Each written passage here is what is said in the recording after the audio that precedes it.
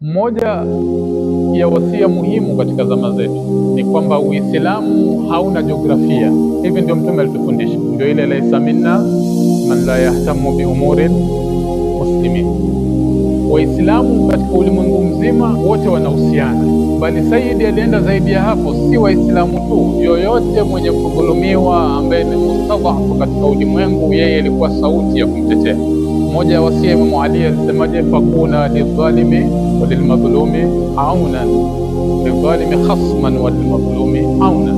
Na hii ndio maisha yote ya Sayyid Ali. Maisha yake yote ilikuwa anahakikisha kwamba popote ambapo kuna dhulma atakuwa sauti ya kupinga dhulma, saidia mustadhafina katika ulimwengu.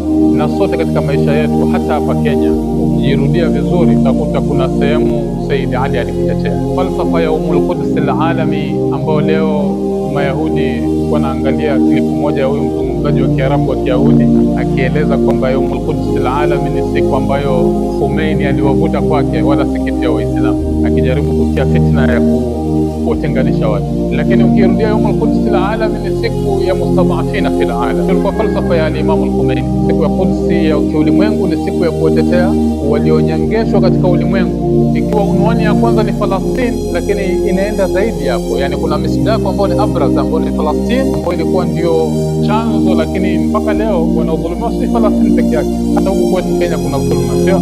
Kwa hiyo Quds al-alami mtalaka wa kusimama mbele ya dhulma yote inayofanyika.